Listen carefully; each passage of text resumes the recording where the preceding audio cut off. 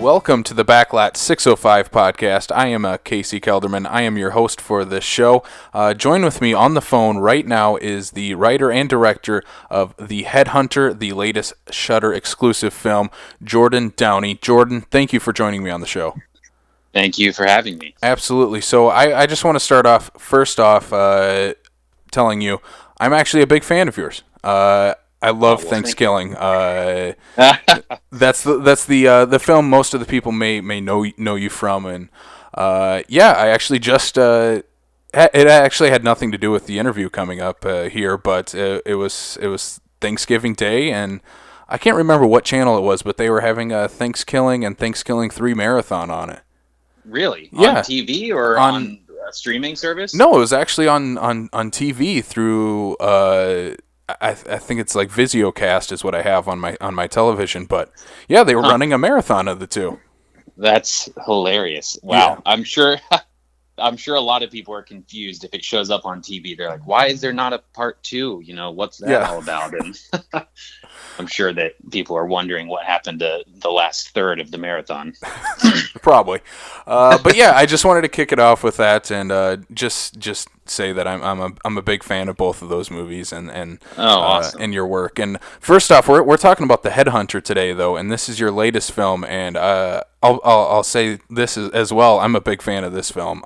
It absolutely blew me away, and yeah, it's one of my favorites of the year, and I just could not believe how much I love the film, because we'll start off with this. What can you tell our audience who don't know about The Headhunter? Can you tell them a little bit about the film and what it's about? Yeah, well, I mean, it's, it's a very simple minimalist film. So if you're looking for an action medieval movie, this probably isn't for you. It's much more of a scary and intimate sort of tale on a medieval horror story. But the general premise is that it's about a Viking warrior that is longing or sort of, recovering from the death of his daughter years ago. And he is looking for vengeance on the monster that killed her. And finally, he gets his second chance, but it's in a way that's, deeply disturbing to him and hopefully to the audience as well. Yeah. So where did the first idea for this film come from? Is this an original idea you came up with, or yourself and your writing partner on it?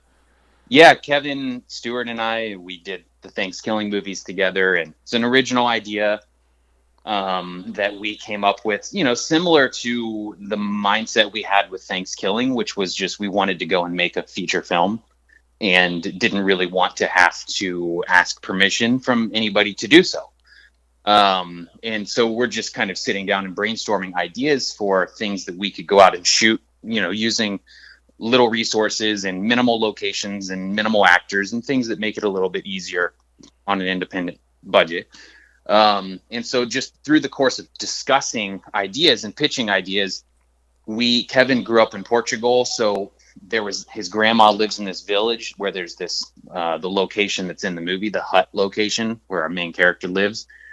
He had that location and he showed me some photos of it. So we kind of started trying to come up with ideas that might fit for that location and the European countryside and kind of the stone huts and that kind of thing. And then naturally you would suspect that might be a medieval sort of story. And so then if you have seen the movie, to anyone who's watched it already, the scene when he bursts through the door and he rolls the burlap sack across the floor and he runs over and puts the tar on his wound and then kind of passes out from the pain. That was the first scene we came up with. So we had that idea for that scene, which we thought was really cool.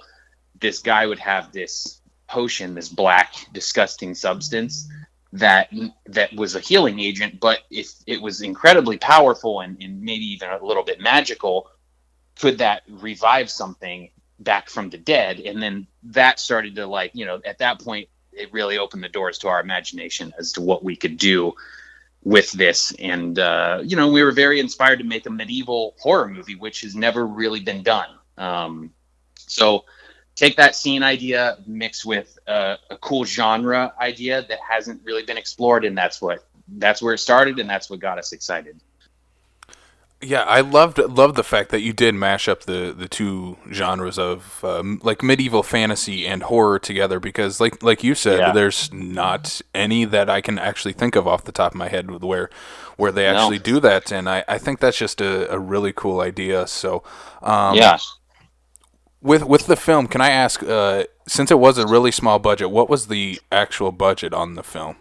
It was about $30,000 is all. Yeah, and I got to tell you that you cannot tell that watching this movie. Yeah. Thank you. This is honestly, I just can't believe how much you guys accomplished with that small of a budget, because the landscape of it, and in a review that I wrote for our website, I mentioned that the score is just makes the film feel huge and big. It makes it feel like this grand scale epic fantasy film.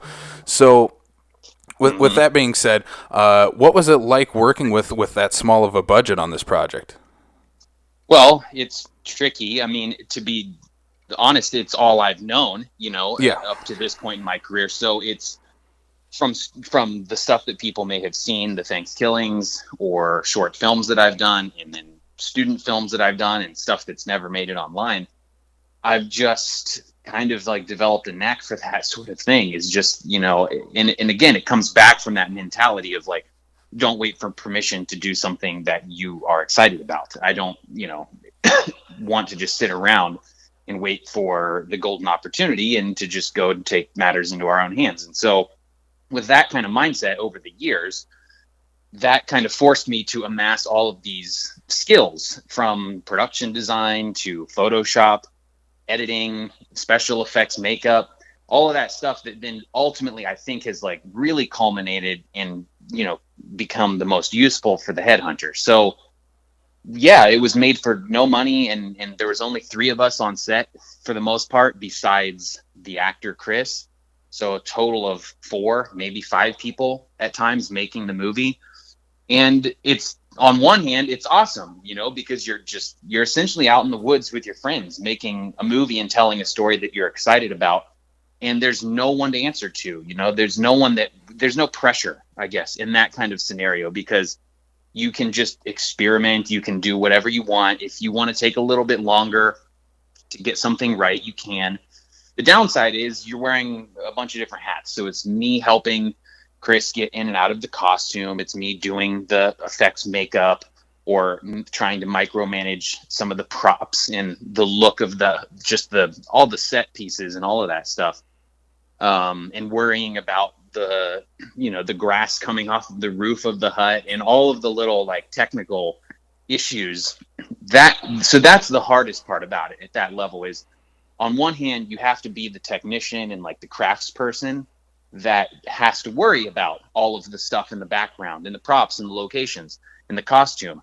On the other hand, you still have to be the director who is trying to look at the big picture of the whole thing and make sure that, that you're telling the story as efficiently as possible. You're getting the performance and just, managing the whole thing. So that's where it's tricky, So on one hand, it's a lot of fun and it's freeing. On the other hand, it is tricky to sort of like, be able to operate at a big scale, but also a micro scale at the same time. Let's take it back a little bit. I want to ask you, Sure. what made you want to become a filmmaker in the first place? Is there a single film that you watched like as a kid that really sparked that interest in you? Yeah, Critters. Critters is the first movie that I grew up on a farm out in the countryside of Ohio, very similar to the setting of the first film in Critters, the series. So that, I think, then really kind of made me relate to the movie and to the story and the characters and whatnot in it. But that was the first movie that I really started to obsess over and rent on repeat. And Critters 2 and 3 and 4 all kind of lumped into that zone of like, as a kid, just I would constantly rent those things and watch, repeat, going through certain scenes and like kind of just starting to study filmmaking, even though I wasn't, really conscious of that decision. It was just something I was starting to become drawn to. So those movies specifically, but I've also just been a huge horror fan. So I was just always watching anything I could get a hold of, from, something that maybe, the sort of more of the like culty kind of B horror stuff like Full Moon and the Puppet Master series, but then also like the stuff that maybe is considered a little more prestigious or, whatever, not as campy. But genre stuff, horror, science fiction was always where I was interested in.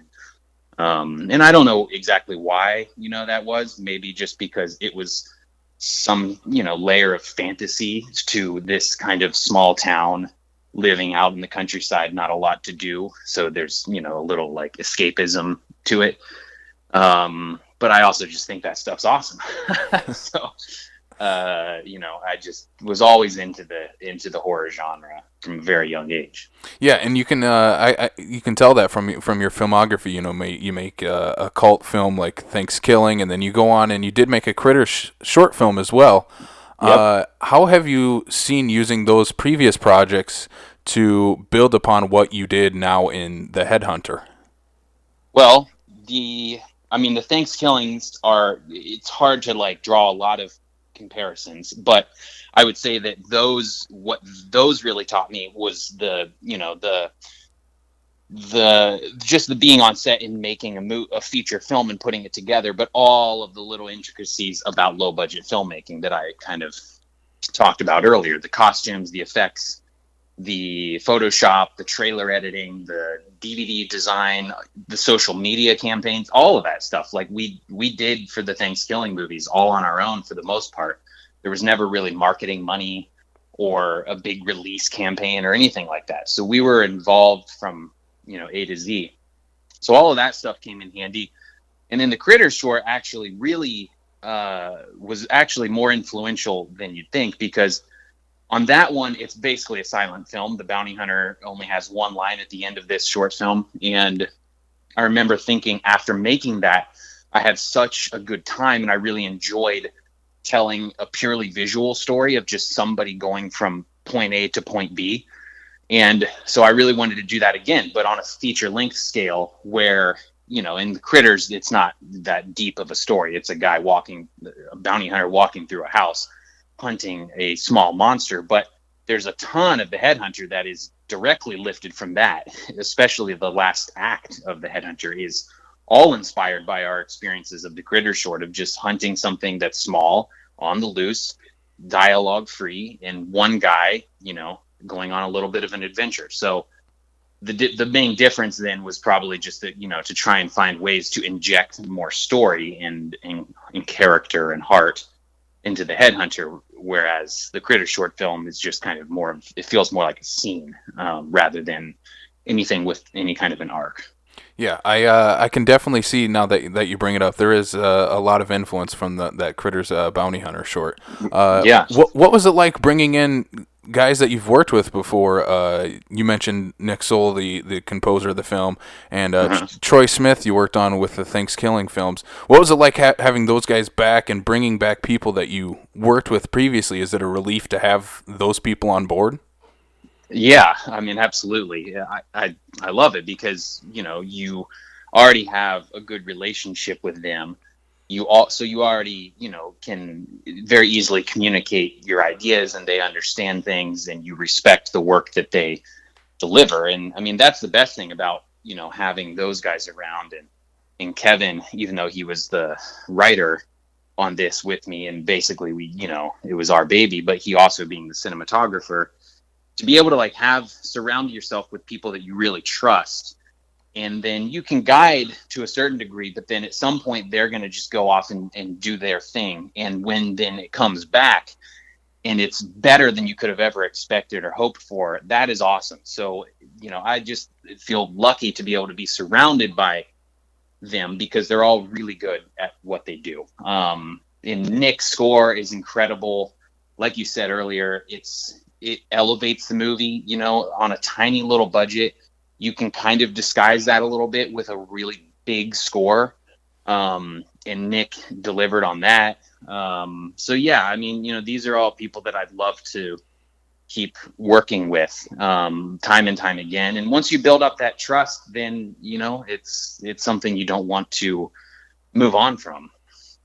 Yeah, that's one thing I've noticed talking to other indie filmmakers, especially in the South Dakota area, is that people that you previously work with, if they're good and great on set and do a great job on for what you see on screen, you're going to want to work with them again. Have you found that's been something that you've been trying to strive for since the beginning? Yeah, absolutely. Yes. Yeah. And I love those filmmakers that work with the same actors and cinematographers and composers over the years. I love those sort of relationships where it's hard to like separate any of them. It's a team. It's a package. And that package provides like a very unique stamp on to a movie that you kind of know what you're getting. And it's like imagining, even though he did these scores, but you just can't imagine a John Carpenter movie without a John Carpenter score. And it's just some of those things that just have that quality. And when you can work with the same people over and over again, then that's great. And that's what makes it fun too. There's a lot of ups and downs and stress involved with just getting things made and getting them released and all that stuff. But at least if you're working with people you like, it makes the process a lot more enjoyable too. The next question I have here is, how did Shudder become involved with this project? Was it always a goal to end up on this service? It's Shudder is such a big thing in the horror community right now. Was that always a goal to end up on Shudder? Yeah, it was absolutely. I mean, we of course would have been excited about, anybody who got behind it. But yeah, from the very start, we were always thinking, that we wanted this to end up on Shudder, just because, like you said, like it's such a big thing with the horror community right now. The interaction that they get online in their comments section on Reddit and all the different Discord threads and things that they operate, it's just a very supportive community, and as you know, the horror community is very outspoken and for the most part very supportive about things. So we just always felt like this was, we were always making this for horror fans. It wasn't ever supposed to be a fantasy film or an action film or really even like an adventure film. It was always made for the horror crowd. So that's why we really liked the idea of it always ending up on Shudder, and then that ended up happening through our distributor, Vertical Entertainment. And yeah, I mean, we've been thrilled with seeing how it's the response to it so far. Yeah, I've noticed in just the year and a half that I've been doing this, Shudder has always, no matter what the film is, even just on their social media, they'll push any new thing that they have because they love the genre so much, and I love seeing that through the Shudder service. Yes, I know. It's awesome. And you don't necessarily see that with some of the other streaming services, where even though horror is obviously, has dominated at times the box office and has a massive fan base, there, I think a lot of times still, like, the indie horror or sort of like some of the more obscure stuff just kind of gets, overlooked by a lot of places. And Shudder is doing their damnedest to make sure that they can counter that. Definitely, they definitely have, and yeah, it's not just thrown on the service and forgotten about. No, they will share it, and they want their fans to see the awesome projects like the Headhunter on their service. Right. Next question I have is there any, I don't want to say is looking for a template, but is there any indie film that you looked at going into your projects, such as the Headhunter and ThanksKilling, as sort of a template, I guess is the best word to use, for how you wanted to go about either financing the film or go about using the low budget to make your feature film? That's a great question. And to be honest, not really. Like, there wasn't that one indie thing that we can point to. By the end of this chat, maybe I'll think of something that, because I'm certainly just a fan like anyone else, and reading about how movies are made and who's doing them online.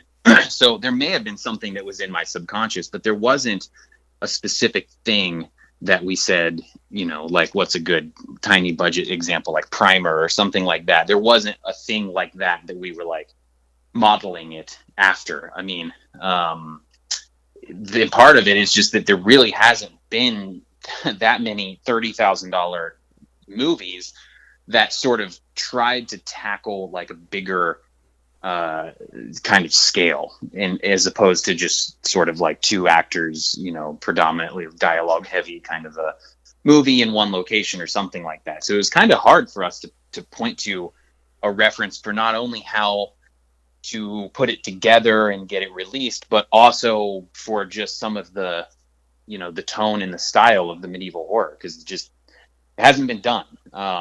So I guess that's part, fun and part stressful, because you kind of, both emotions are associated with sort of like, blazing a new trail. Yeah, it's a blank slate that you have to work with, and you gotta be the one trailblazing it, pretty much. Mm-hmm. Mm-hmm. Was there any thought, since you brought it up there, that there's very little dialogue in the Headhunter? Was there any thought to having no dialogue in the film?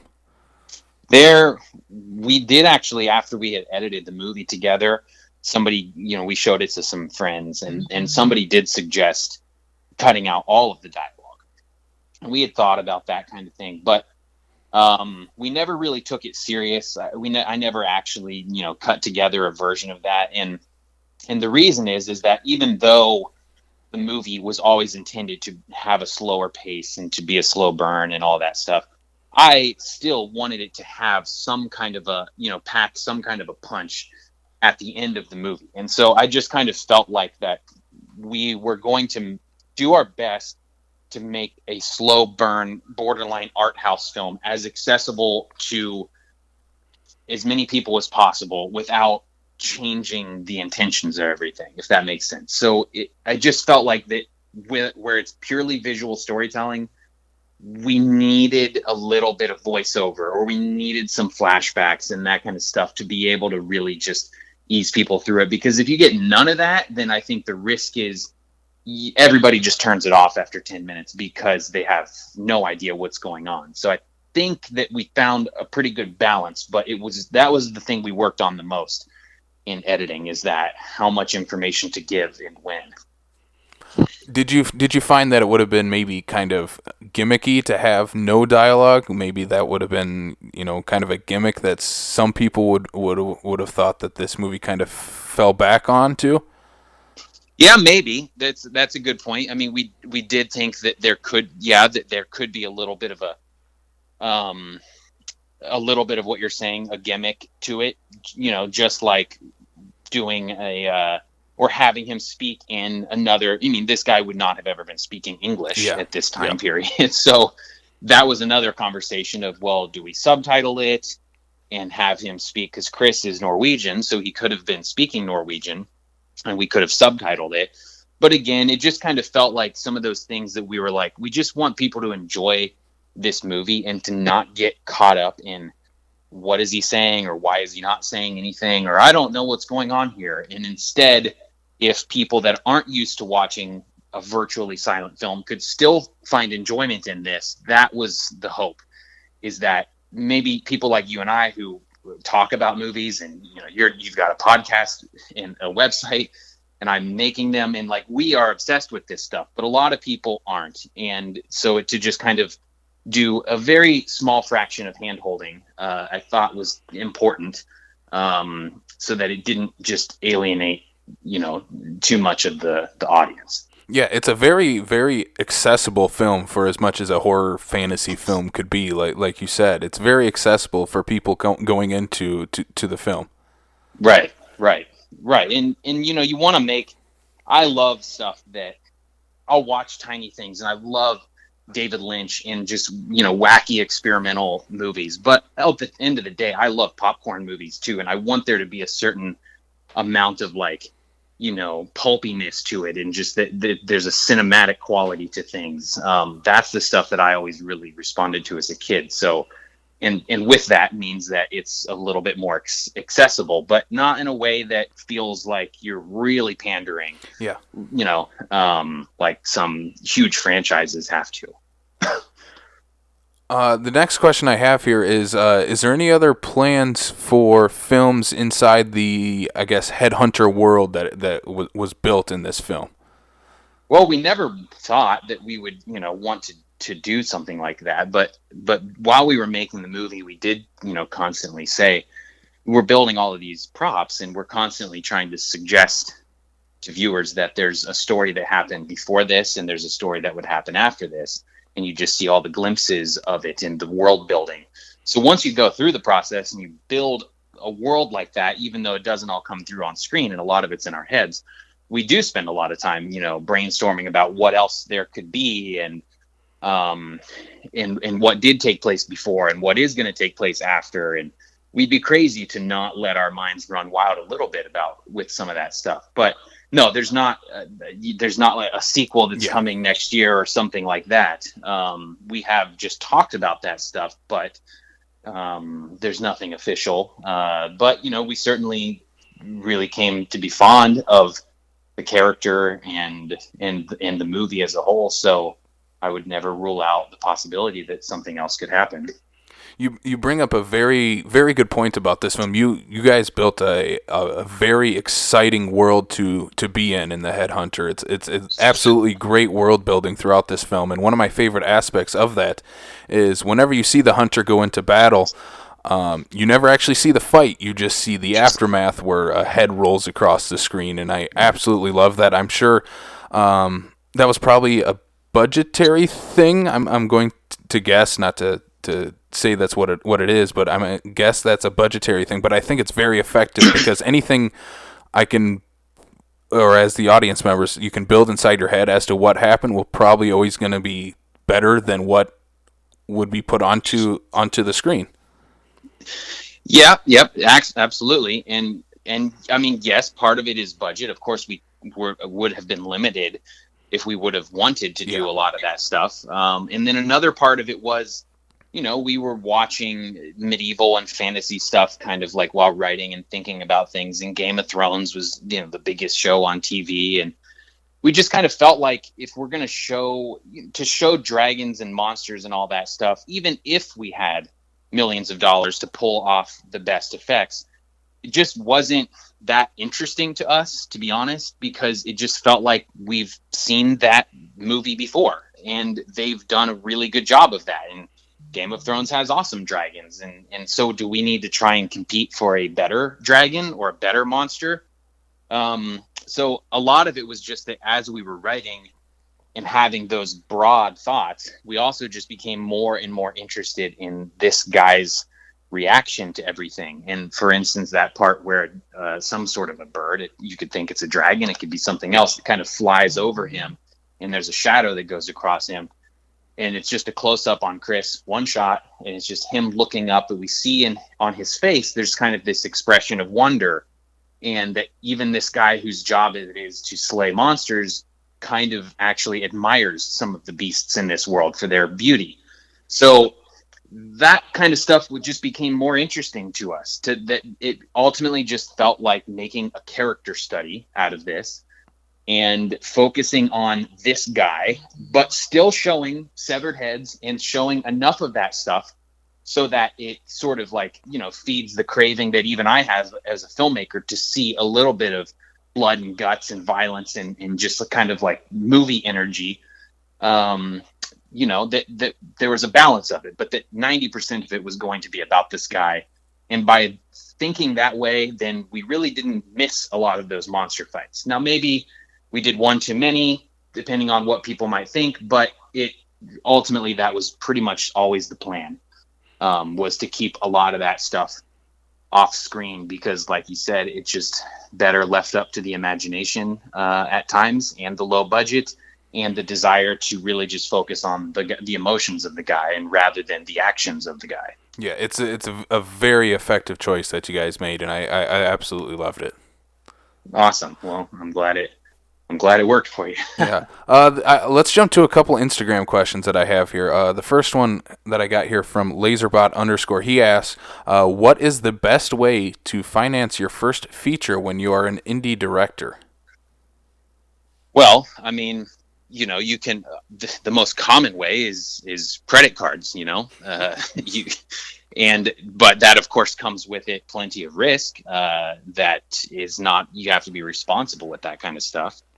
The best way to finance it, I mean, you could run the gamut on ways that people have done it, from a rich relative that pays for it and writes them a check, from somebody who works a job that they're not particularly happy with for a year or two and saves up their own money, or whatever it is, whatever they're doing. I mean, it's just a matter of, how much do you think you need? And I think the key, like, ThanksKilling cost only $3,500. So the Headhunter's small, ThanksKilling was even smaller. And that was just because we just wanted to go and make a feature film. And we didn't need a bunch of resources to do it. So if you're going to make your first thing, I would say keep it as small as possible, but see it through all the way to the end. Try and get distribution for it so that ultimately an audience will see it and you'll get feedback, good or bad. That's the best way to learn. And you'll go through the process of understanding marketing and posters and trailers and the importance of that, and the importance of social media to indie film distribution and marketing and all that kind of stuff. So there's not an easy way of saying, like, here's how to finance it. There could be a number of different ways, but I would just say to keep it small, and kind of then reverse engineer and just look at your finances and see what you have that you can fund a movie, or what you could borrow, or again, you could take an interest-free open an interest-free credit card for a year if you are willing to deal with the interest and all of that later on. But again, you just got to be careful with that kind of stuff to not get yourself into debt. But the last thing I'll say about that is that if you are thinking about going out and spending a bunch of money on making something, and if you go and make a short film, there's very little chance, almost zero chance, that you'll be able to make money off of that short film. So the most that's going to do is maybe you get some fans on YouTube or wherever you post it, you get into some festivals, maybe you have a feature film version of that short that a producer or somebody sees at a festival, and then they want to read your feature script. That kind of stuff happens, but it's rare. So I always say just go for the feature.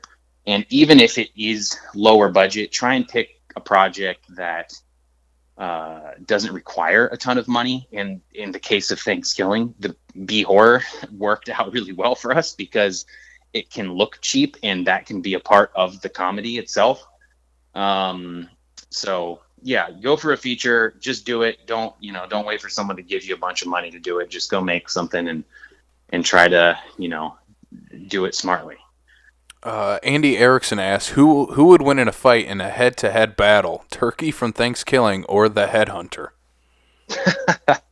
Well, that's a good question. I mean, the Headhunter does have the black potion, but Turkey does have black magic powers. The Headhunter would have to be alive because Turkey's only showing up every 510 years or whatever he says.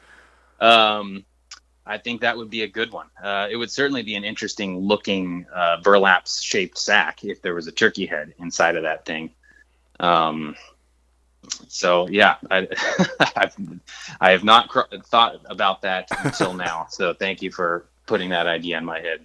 Yeah, I thought that question was just really funny and just had to ask it.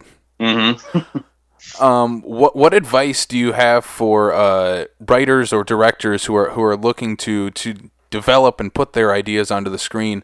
They may think their idea is too crazy. I mean, I thought this would be a good question to ask you. I mean, many people who think a killer turkey movie would be too crazy to put into a feature-length film, or even a horror fantasy film. What advice would you have for those writers and directors?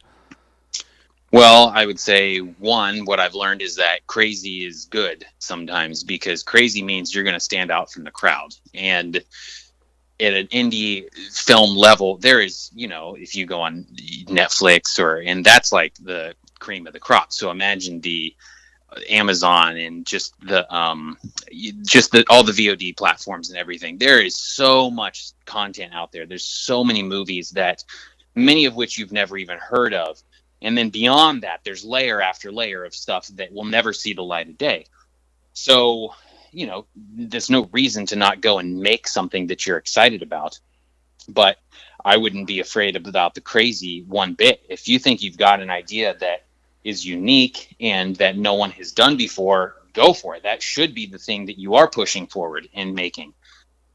Because there's just so much stuff that feels like it's a copycat, or it's riding on the coattails of some other project, or it's, trying to be something else. And I think that's usually like an obvious indicator when an indie film is trying to be the low budget version of the big blockbuster. And that is always a mistake. Just try to find your little niche and do your little thing.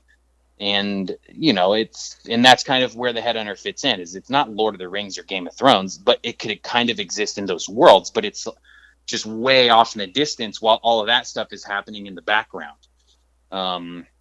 So yeah, that would be, along with the earlier stuff I was talking about with the financing of your own movie, I would just go for what you think is truly original, especially if you are going to make it on your own terms with your own money and that sort of a thing. Be experimental and be bold, because I think that is the stuff that does get attention and does kind of cut through the noise of everything else. Yeah, I think it's very much you got to find your own voice. I think I've seen it many times where the up and coming directors and writers they'll try to, like you said, mimic what's popular right now in Hollywood and what's making money and getting eyes on the project, rather than making maybe their crazy idea. I think that I love crazy ideas, putting those to screen. I think that's some of my favorite stuff to watch. With that, I got just a couple more questions for you here. Yeah, go for it. What is a dream project for you? I know that Critters is a big part of you as a filmmaker and as a fan of films, but is there another franchise or property that you would like to get your hands on and make a feature-length film of? Well, yeah, I mean, at one point Critters would have been that. I love RoboCop. They're already, off and running on a new one of that, but that would sortedly have been in that camp at one point. I mean, The Mandalorian's kind of doing it at one point. Doing a Boba Fett film would have been high up there as well. Now I would say that, like, what I really believe is going to be big and what I would love to do more is sort of big video game stuff. So, like, if I could do a legit big version of Doom, or something like BioShock, or kind of something that has horror and science fiction elements to it, Gears of War, I would love to do something like that. And then there's a comic book actually that is really cool called The Meta Barons, and it's kind of a crazy science fiction tale about this family, and I would love to do that.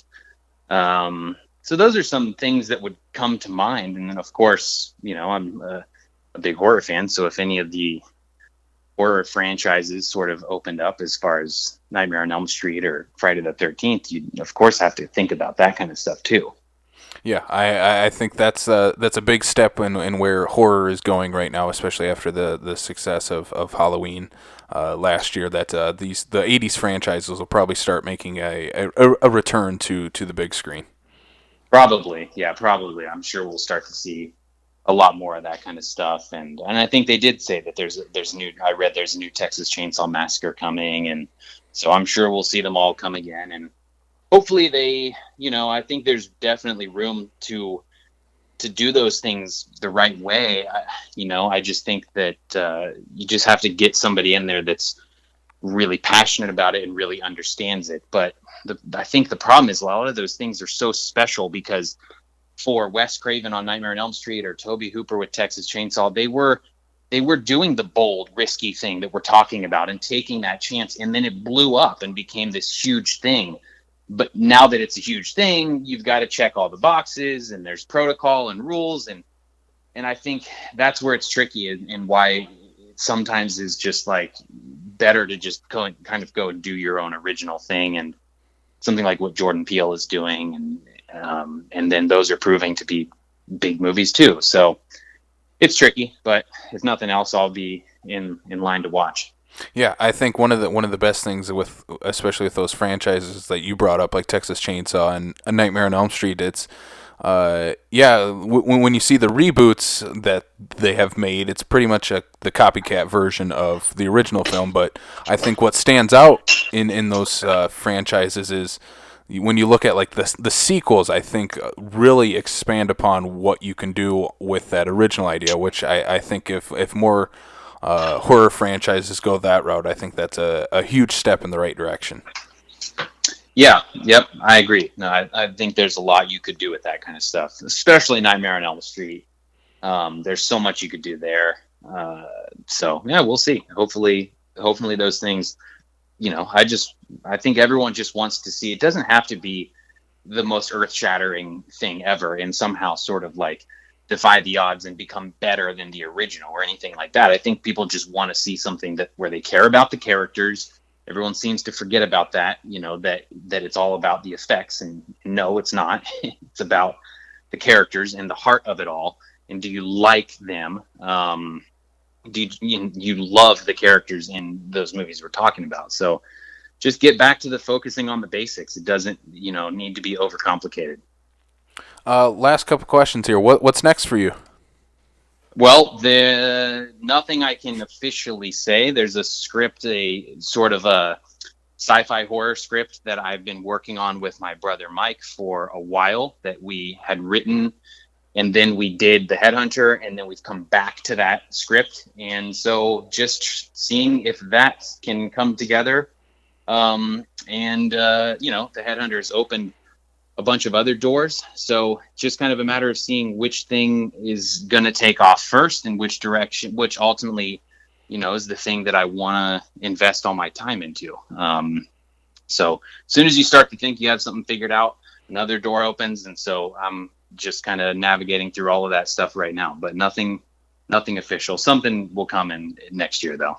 Yeah, whatever's next for you, I'm very excited to see because, yeah, as I said, I'm a big fan of obviously the ThanksKilling films and the Headhunter. Like I said, it's one of my favorite films of the year, and I can't wait to see what you do next. Well, awesome. I mean that means a lot to me, and it's very cool too. Just that because that you enjoyed both because they're very different. They couldn't be more different. So for somebody to enjoy both instead of sort of saying, well, they love one and hate the other or vice versa, that's awesome. So I'm just glad that you were able to see them, and that you enjoyed, something about it. That's kind of that's just what means the most to us. Yeah. So where can the people listening find the Headhunter right now? Well, if you have a Shudder account, you can stream it on there. And if you don't have a Shudder account, you should get one. And you can get a 7-day trial, which is what I did to start out. And then I got hooked. So you can literally go on and watch all the horror movies in the world over Christmas break when you're sitting at home and it's cold temperatures outside. Just stream every horror movie on there, including the Headhunter. So I recommend Shudder. And then if you, for some reason, want to own a DVD, you can get that on Amazon or Redbox and Walmart. And if you want to see it or own it digitally, iTunes, Vudu, PlayStation Store, Microsoft Store, anywhere you would rent a movie, it's there. Awesome, Jordan. Thank you so much for being on the podcast with me and talking about the Headhunter. And last question I do have though. Okay. Have we seen the last of Turkey? I love that people want to know about that. And I will never say never about The Last of Turkey. We'll see if he'll make an appearance again. There certainly is no plans to do anything with it right now, but I will never say never. Yeah. Awesome. Jordan, thank you so much for being on the show. All right. Thanks, Casey. Talk to you soon. Once again, thank you to Jordan Downey for being on the podcast this week. This was a lot of fun to have Jordan on the show and be able to talk about the Headhunter. Once again, the film is available right now on Shudder. You can get, as Jordan said, a 7-day free trial, or you can pay $4.99 a month. It's absolutely the best horror streaming service. It's my personal favorite streaming service out there. So if you haven't yet, subscribe to Shudder or use your 7-day free trial to watch The Headhunter. With that being said, thank you all for listening. If you enjoyed this podcast, give it a like. If you're listening to this on YouTube, drop a comment. Let us know your thoughts. And with that being said, you can find us on backlot605.com. That's where you'll find all our latest movie news, reviews, discussions, anything Backlot 605 related. You can find it on backlot605.com. You can also follow us on social media on Facebook, Twitter, and Instagram. And you can also find the podcast on Apple Podcasts, Spotify, Stitcher, Google Podcast, and YouTube. Thank you all once again for listening, and we'll see you next time on the Backlot of South Dakota.